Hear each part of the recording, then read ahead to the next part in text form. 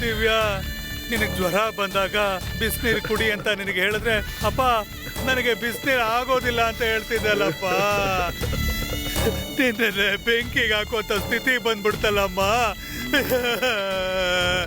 ಅಯ್ಯೋ ದೇವ್ರೇ. ಮುರುಘ ಪಾಪಪ್ಪ, ಆ ಹುಡುಗಿ ಏನ್ ಪಾಪ ಮಾಡಿದ್ಲು? ಅದ್ಯಾವ ನನ್ನ ಮಗ ಈ ತರ ಪಾಪದ ಕೆಲಸ ಮಾಡಿದನೋ ಗೊತ್ತಿಲ್ವೇ? ಏ ಮುರುಘ, ಅವಳಿಗೆ ಆಯಸ್ಸು ಅಷ್ಟೇ ಇರೋದು ಅಂತ ಆ ದೇವರೇ ತೀರ್ಮಾನ ಮಾಡಿದ್ರೆ ಅನ್ಸುತ್ತೆ. ಸಮಾಧಾನ ಮಾಡ್ಕೊಳಪ್ಪ. ಆಗ್ತಿಲ್ಲ ಕಣೋ, ನನಗೆ ಆಗ್ತಿಲ್ಲ. ದಿವ್ಯಾ,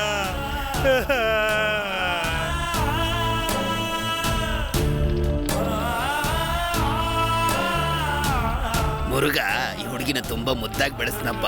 ಕಾಲೇಜ್ ಮುಗಿಸಿ ಕೆಲ್ಸಕ್ಕೆ ಹೋಗೋ ಅಷ್ಟರಲ್ಲೇ ಇದೆಲ್ಲ ನಡೆದೋಯ್ತಪ್ಪ. ನನ್ನ ಮುದ್ದಿನ ಮಗಳು ಇನ್ನೆಲ್ಲಪ್ಪ ಸಿಗ್ತಾಳೆ. ಅಯ್ಯೋ, ನಿಮ್ಮ ಮಕ್ಕಳಿಗೆ ನಾನು ಏನು ಅಂತ ಉತ್ತರ ಕೊಡಲಮ್ಮ. ಅವಳನ್ನ ಹೇಗೆ ಸಮಾಧಾನ ಮಾಡಲಿ ನಾನು ದೇವ್ರೇ? ತಂಗಿನೇ ತನ್ನ ಸರ್ವಸ್ವ ಅಂತ ಅನ್ಕೊಂಡಿದ್ದ ಸಂಧ್ಯಾ ಅವಳು ಹೇಗ್ ಜೀವನ ಮಾಡ್ತಾಳೋ ಏನೋ ಆ ದೇವ್ರಿಗೆ ಗೊತ್ತಪ್ಪ.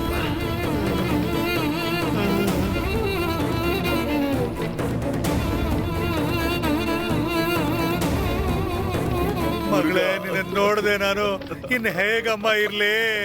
ಬರ್ತಾ ಇದೆ ಮುರುಘ, ಪಾಪ ಹೋಗಣ, ಏನು ಮಾಡಕ್ಕಲ್ಲ.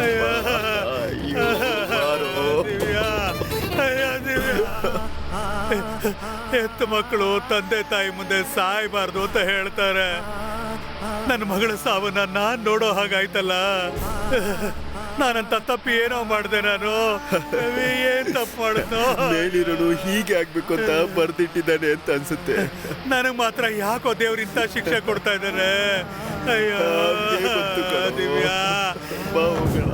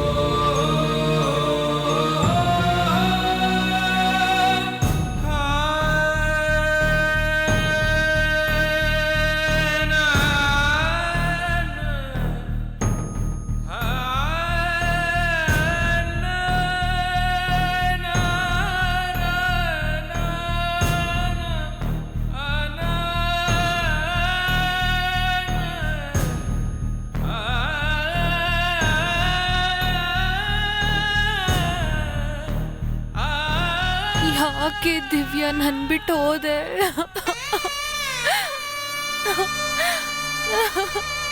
ಇನ್ ನನಗ್ ಯಾರೇ ಇದ್ದಾರೆ? ಅಮ್ಮ ಸಂಧ್ಯಾ, ನಿನ್ನೆಯಿಂದ ಹತ್ತು ನಿನ್ನ ಕಣ್ಣೀರೆಲ್ಲ ಬತ್ತು ಹೋಗಿದ್ಯಮ್ಮ. ಹೀಗೆ ಹೇಳ್ತಾ ಇದ್ರೆ ಹೇಗಮ್ಮ? ಇನ್ನು ಯಾಕಮ್ಮ ಹೇಳ್ತಾ ಇದ್ಯಾ?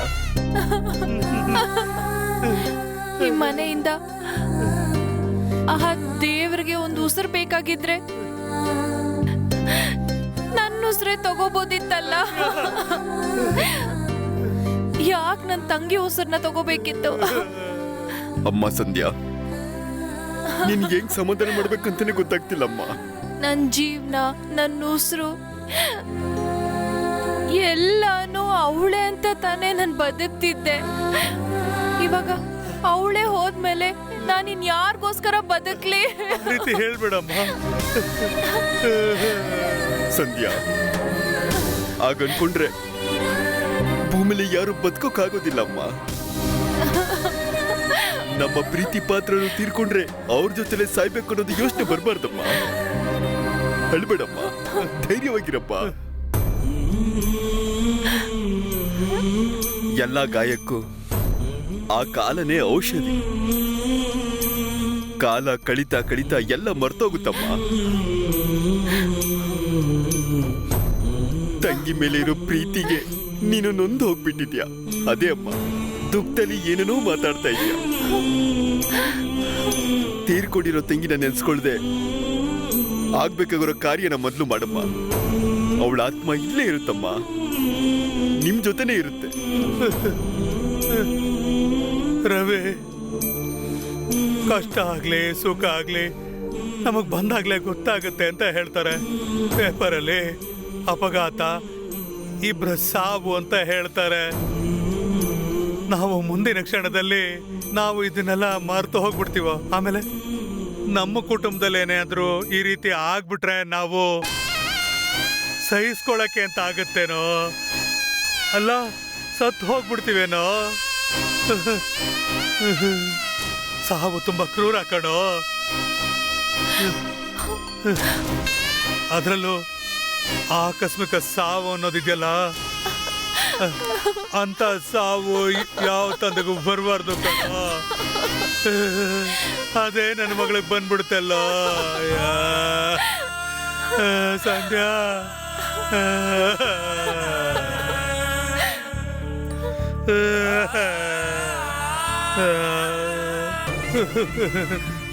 ಅವಳು ನಮ್ಮನ್ನ ಬಿಟ್ಟು ಒಂದಿನ ಆಚೆ ಹೋಗಿದ್ರು ಕೂಡ ಅವಳನ್ನ ನೋಡ್ದೇನೆ ನಮಗೆ ತುಂಬಾನೇ ಕಷ್ಟ ಆಗ್ತಿರೋದು ಕಣೋ.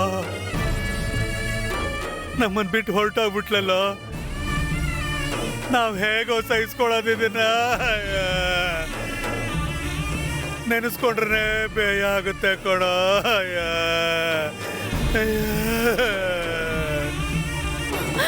ಇಂಥ ಮುದ್ದಾದ ಒಳ್ಳೆ ಹುಡುಗಿನ ಕ್ರೂರವಾಗಿ ಸಾಯಿಸೋದಕ್ಕೆ ಅವನಿಗೆ ಮನ್ಸು ಹೇಗ್ ಬಂತು.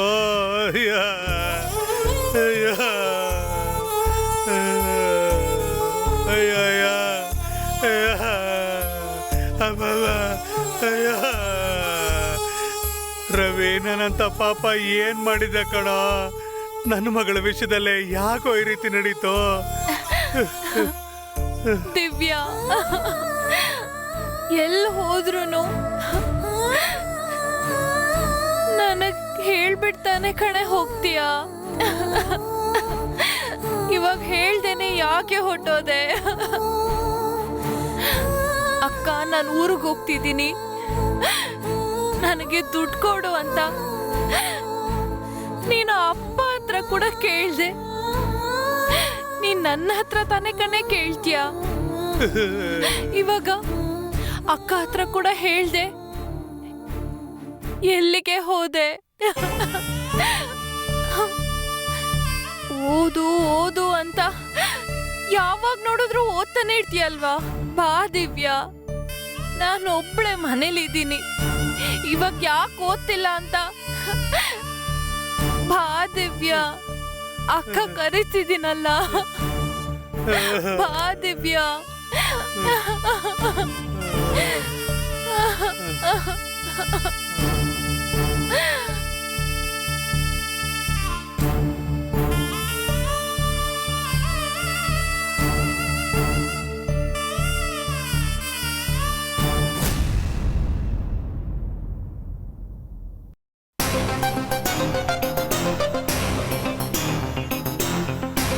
ನಿಮ್ಗೆ ಶತ್ರುಗಳು ಯಾರಾದ್ರೂ ಇದಾರೆ ಅಂತ ಕೇಳಿದ್ರೆ ಇಲ್ಲ ಅಂತ ಹೇಳ್ತಾ ಇದ್ದೀರಾ.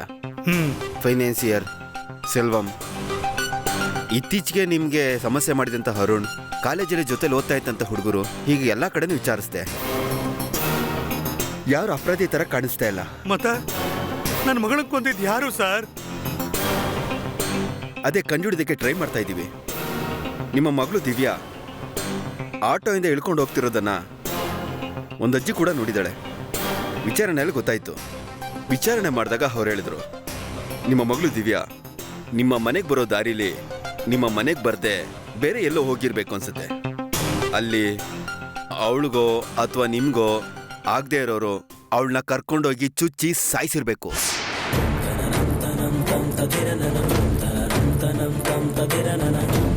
ಪೋಸ್ಟ್ ಮಾರ್ಟಮ್ ಮಾಡುವಾಗ ಅವಳಿಗೆ ಬೇರೆ ಯಾವುದೇ ಅಸಂಭವ ಕಾರ್ಯ ಆಗಿಲ್ಲ ಅಂತ ರಿಪೋರ್ಟ್ ಹೇಳ್ತಾ ಇದೆ.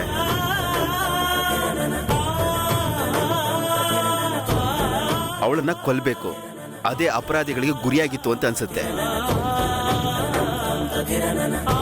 ಅದು ಯಾರಂತ ಕಂಡಿಡ್ತೀನಿ. ಯಾವತ್ತಕ್ಕೂ ನೀವು ಮತ್ತೆ ನಿಮ್ಮ ಮಗಳು ಸಂಧ್ಯಾನೋ ಯಾವಾಗಲೂ ಸ್ವಲ್ಪ ಹುಷಾರಾಗಿರಿ. ನೀವು ಹೋಗ್ಬೋದು. ಬರ್ತೀವಿ ಸರ್.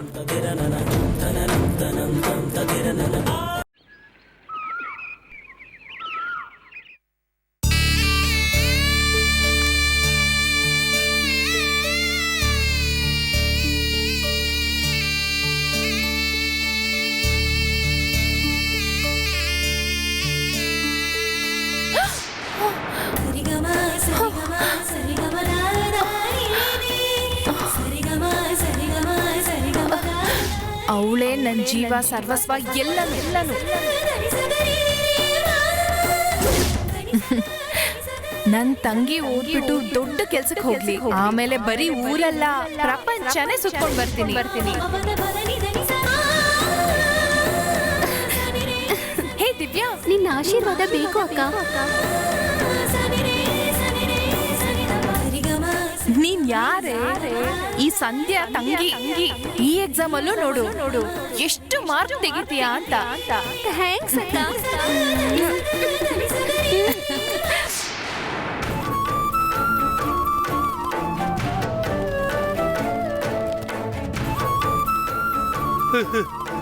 ಅಪ್ಪ ಅಪ್ಪ, ಏನಮ್ಮ, ನಿನ್ ಮಲಗಿಲ್ವಾ? ನನಗೂ ನಿದ್ದೆ ಬರ್ತಿಲ್ಲಪ್ಪ. ಅವಳ ನಾಪ್ಕ ಬರ್ತಾನೆ ಇದೆ ಅಪ್ಪ.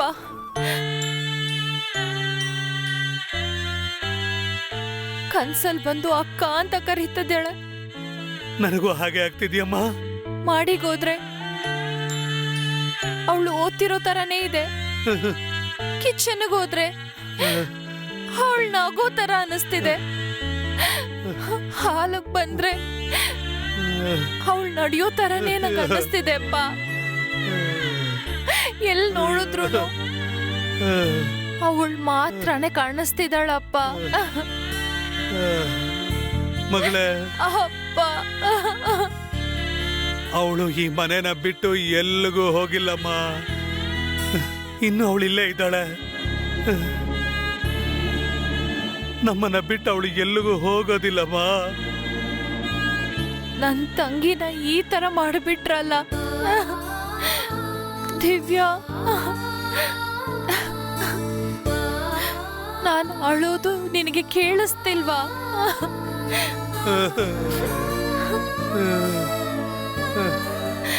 ಯಾಕಮ್ಮ ಈ ತರ ಮಾಡ್ದೆ?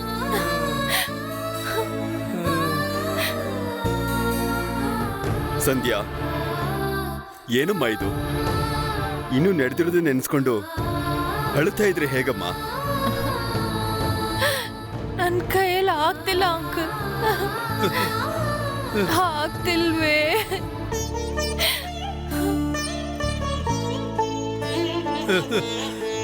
ಮುರುಘಾ, ನಾನೊಂದು ಹೇಳ್ತೀನಿ, ಕೇಳ್ತೀಯಾ?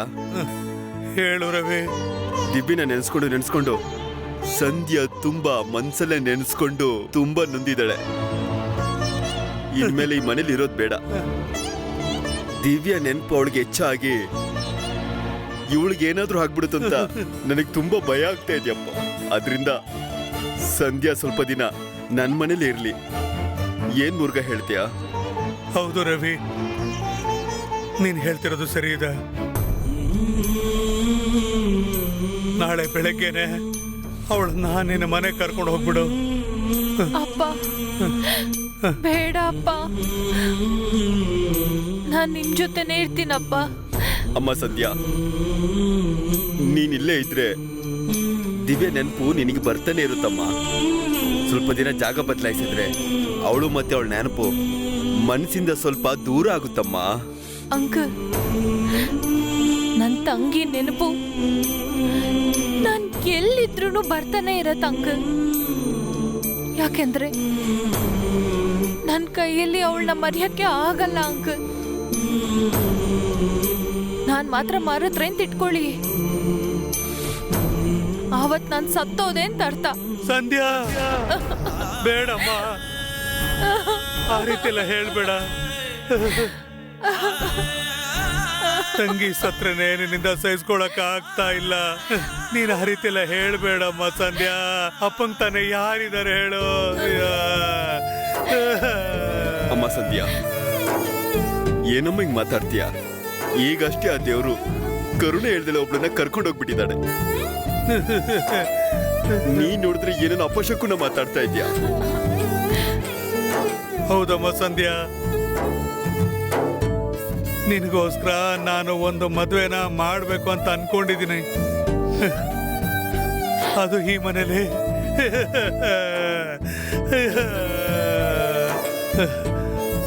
ಆದ್ರೆ ದೇವ್ರು ಮೋಸ ಮಾಡ್ಬಿಟ್ಟಲ್ಲಮ್ಮ. ಈಗ ಪದೇ ಪದೇ ಹೇಳ್ತಾ ನೀನು ಆರೋಗ್ಯ ಹಾಳು ಮಾಡ್ಕೊಂಡ್ರೆ ಸತ್ತೋಗಿರೋ ದಿವ್ಯಾ ಮತ್ತೆ ಬರ್ತಾಳೆ ಏನು? ಲೇ ರವಿ, ನಾನು ನನ್ನ ಮಗಳ ಬಗ್ಗೆ ಕನ್ಸಿಟ್ಕೊಂಡಿದ್ದೆ. ಈಗ ನನ್ನ ಜೀವನನೇ ಸರ್ವನಾಶ ಆಗೋಯ್ತು ಕಣೋ. ಮಗಳು ತೀರ್ಕೊಂಡಿದ್ದು ದೊಡ್ಡ ನಷ್ಟನೇ. ಅದನ್ನ ಸರಿ ಮಾಡಕ್ಕಾಗೋದಿಲ್ಲ. ನಾನಿಲ್ಲ ಅಂತ ಹೇಳ್ತಾ ಇಲ್ಲ. ಅದಕ್ಕಾಗಿ ಹತ್ರ ಎಲ್ಲಾನು ಸರೋಗ್ಬಿಡುತ್ತಾ? ಸಂಧ್ಯಾಗೋಸ್ಕರ ಆದ್ರೂ ನೀ ಧೈರ್ಯವಾಗಿ ಬಾಳ್ಬೇಕು. ನನ್ ತಂಗಿನ ಪಾಪಿಗಳು ಅನ್ಯಾಯವಾಗಿ ಕೊಂದ್ಬಿಟ್ರಲ್ಲ, ಅವ್ರನ್ನ ನಾನು ಸುಮ್ಮನೆ ಬಿಡಲ್ಲ.